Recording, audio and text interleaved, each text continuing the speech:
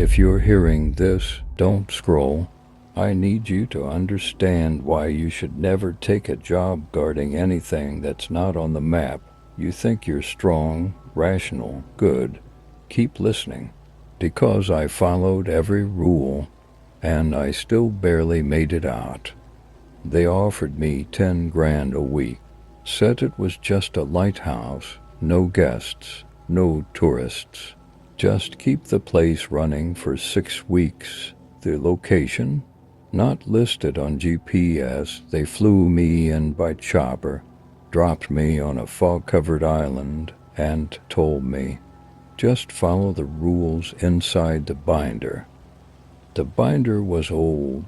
Leathers smelled like salt and mold. Inside were exactly 7 rules.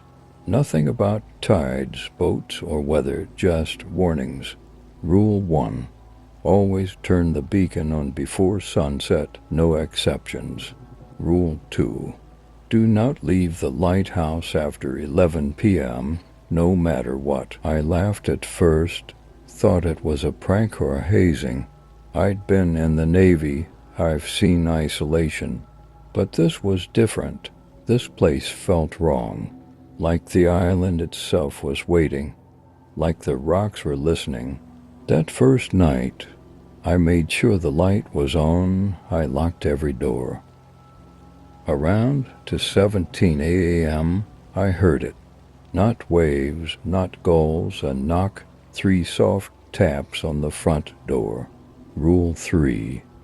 If you hear knocking after midnight, don't answer. Don't even respond. So I stayed still, breath held. And then came the voice, my sister, whispering, please, let me in. She's been dead for 8 years. Drowned, I knew it wasn't her. But the voice, it was perfect, down to her little laugh.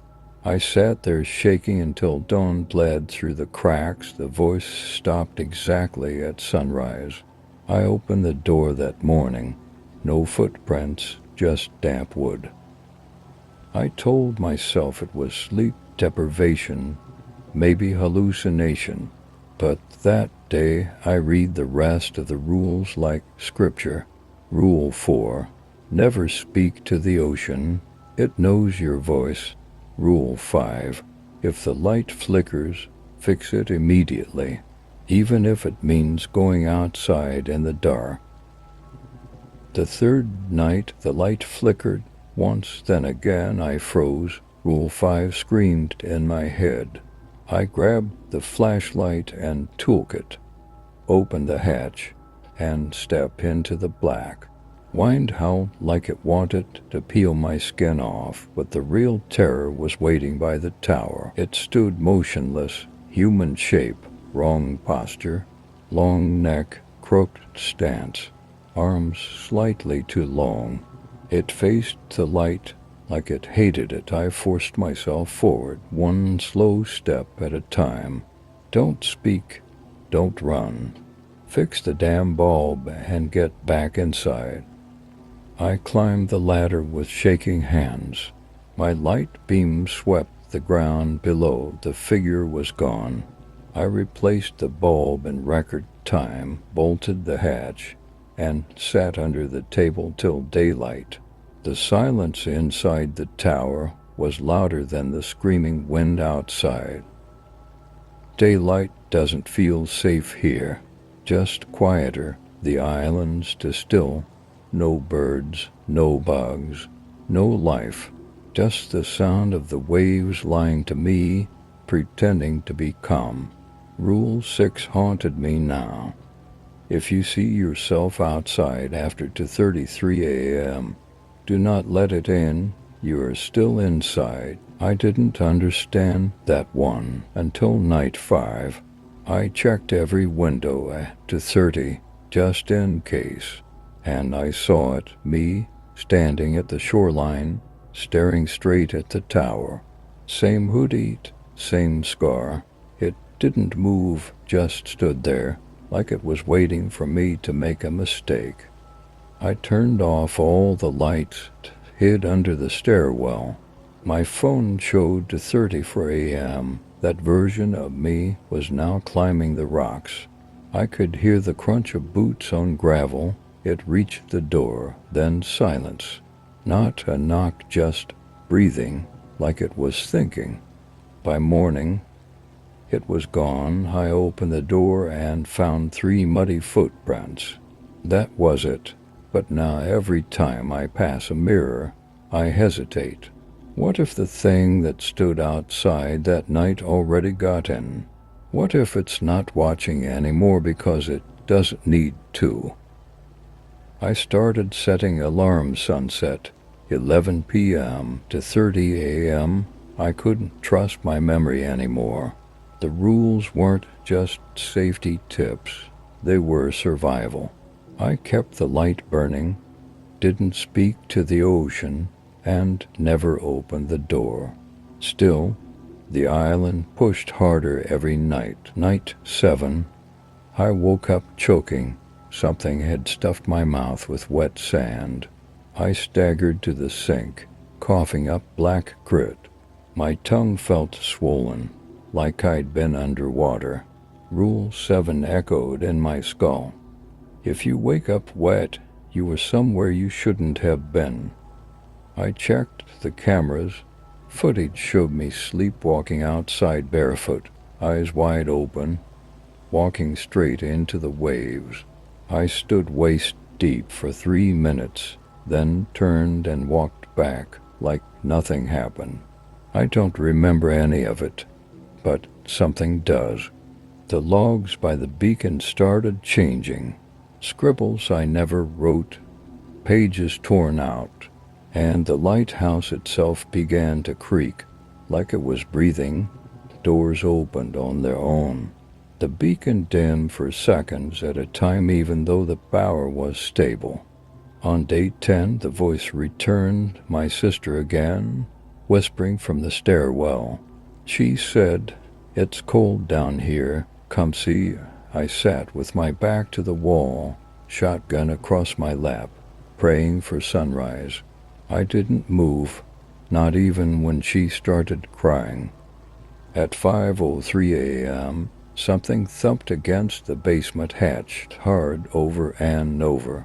I didn't check, didn't breathe. Sunrise came like a mercy. I found scratches on the steel, long, jagged ones. Not human, not from any tool I knew. Whatever's down there wants out. That morning I packed to leave. Radioed for pickup, no answer. The chopper never came. The fog didn't lift, it thickened. I'm not sure the outside world exists anymore. The horizon loops like a broken tape. I'm starting to think the rules were never for the lighthouse. I tried sending an emergency flare. Nothing broke the sky. The smoke just vanished like the air itself swallowed it. I climbed the tower to scan for boats. The ocean stretched forever, but something was rising from it. Not a ship, not natural, just wrong. It looked like a skeleton made of coral and ropes, towering, gripping, eyes like dying stars. It moved without splashing, like the water made way for it. And when it turned its head toward me, the beacon cut out. No flicker, just gone. I screamed. I ran downstairs, flipping every switch. Generator fine, wires intact, no reason for blackout. Rule 5. If the light goes out, fix it, even if it means going outside. So I did. I strapped the harness on, climbed into that cold wind, and faced the sea again. It was closer now. The water below it wasn't rippling, it was rising, like the thing brought the tide with it. I climbed faster than I ever had, replaced the backup bulb. As soon as the light returned, the thing stopped, twitched, then slowly sank back beneath. I sat on the tower floor for hours, shaking, holding a flare I knew wouldn't work. Then the beacon started turning slower, not malfunctioning, resisting, like something was pulling on it from below. I swear I heard metal groan like it was in pain. When night came, the knocking returned, this time from every wall, not just the door, from inside the pipes, the vents beneath the floorboards. They weren't asking anymore, they were searching. And something tells me they're getting better at it. I taped every crack, locked every hatch. But at 3:11 a.m., the lighthouse door unlocked itself. No wind, no key, just a slow, deliberate click. I didn't check, I didn't move, and now I wonder if something opened it. What did it let in? I stopped sleeping. Every sound felt like bait. Laughter in the drain, whispering in the wiring. I kept the rules beside me like a Bible. But they weren't enough anymore. The island had learned me. It started using my thoughts against me. I saw my mother on the stairs, smiling, holding a cup of tea.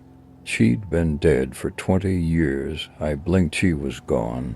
But the tea remained, still warm. Rule 8 wasn't in the binder. I made it up myself. If something familiar appears, it's already too late. I tried breaking the beacon. Maybe if I stopped it from shining, the cycle would end, but the light fought back. I hit it with a wrench, and something screamed out from the lens, but from under the floor, like I'd hurt a living thing. That night the sea glowed red, a soft pulsing light beneath the waves. Shapes moved just below the surface, long and boneless. I counted 9 of them circling the island. None of them looked up, but I could feel they knew I was watching. At 2:30 a.m. the backup generator clicked on. I hadn't set it. I checked the feed. Security footage showed nothing, but every frame was slightly off, angles warped, shadows too long, and sometimes for just 1 second I wasn't in the footage at all. The radio buzzed around for AM, static, then my voice saying, "It's safe now. Come outside." I almost did, almost, but my voice kept repeating the same sentence. No pauses, no breathing, just a loop, like a broken record that still remembers your name. By dawn, the fog outside was thicker than ever. I couldn't see the water, couldn't see the tower light, just white, endless white, and I realized, if I can't see the beacon from inside, maybe it can't see me either. Maybe that's exactly what it wants. The next day I found the binder open. On the floor, a new page had been added. Same paper, same handwriting, but I didn't write it. Rule 9. If you start forgetting the other rules, that means you're becoming part of the island. It will not let you leave twice. My hands shook. I tried reciting all the original rules. I could remember 6, the 7th was gone, just blank. I stared at the page for an hour. Nothing came, like it had been pulled from my head or like I'd never known it at all.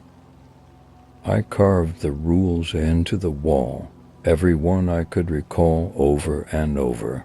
I spoke them aloud like mantras, but the words felt heavier each time, like they belonged to someone else, like they weren't instructions anymore, they were demands.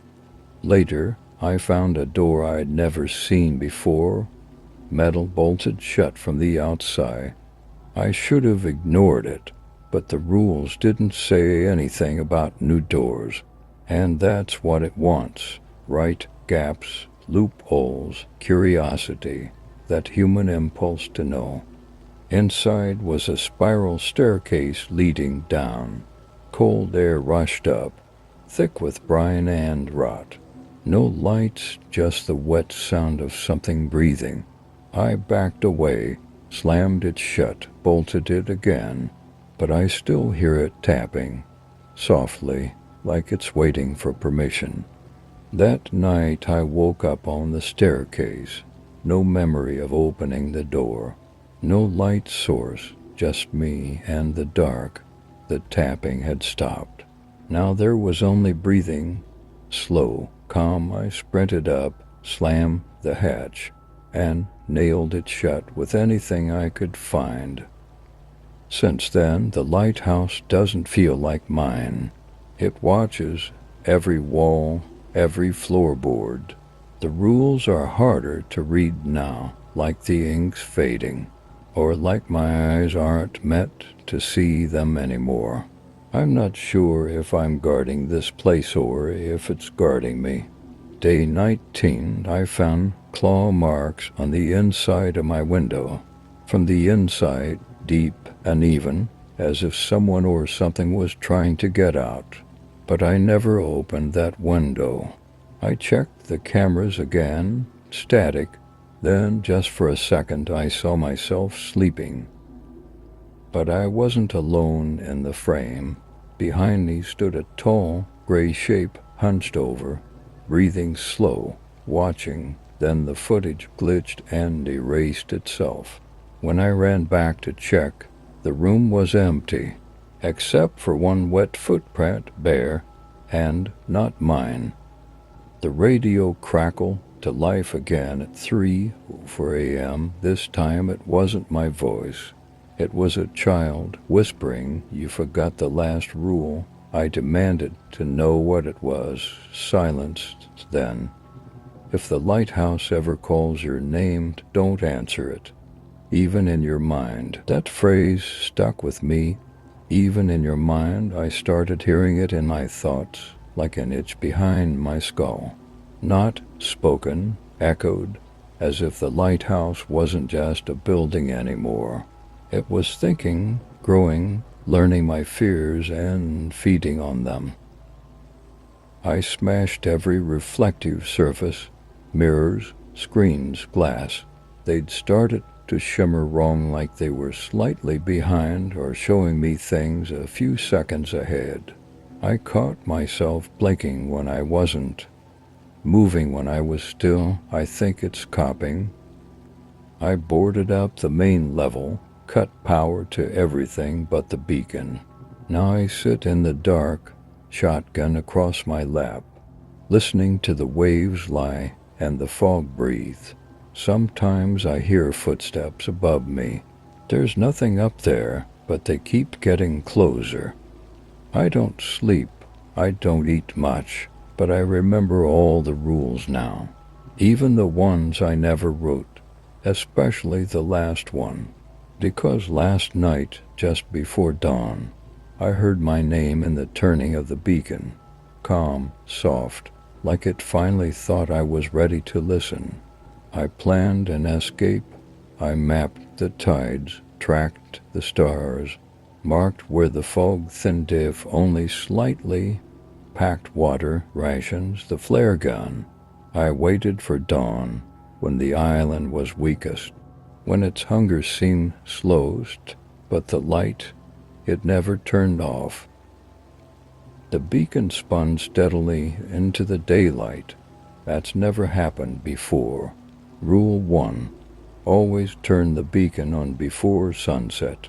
It had never said anything about turning it off. Maybe that was the trap. Maybe the light wasn't protecting me. Maybe it was marking me. I ran anyway, toward the shore. Fog parted like a curtain, revealing a small boat anchored where no boat had ever come, no sound, no birds. Just the creak of rope and wood, a gift, a test. I climbed in, started the engine, and didn't look back. The island shrank behind me. The beacon kept spinning, even as it vanished in the mist.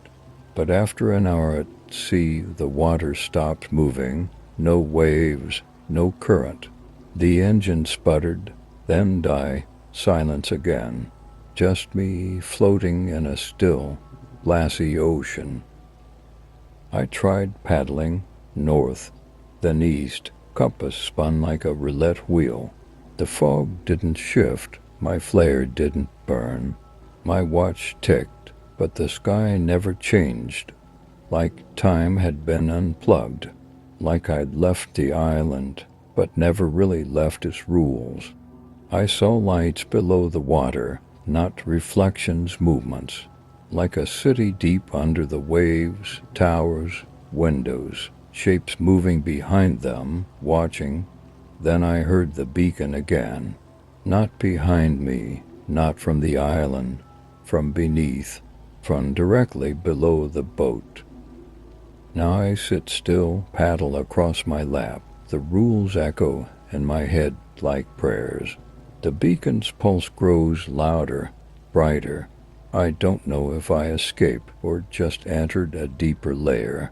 But if you ever hear your name and the waves don't answer, even in your mind, if you enjoyed this story, drop a comment below and let me know what you think. Also, tell me which story you want to hear next in the upcoming videos. I read every comment. Thanks for watching and stay safe out there.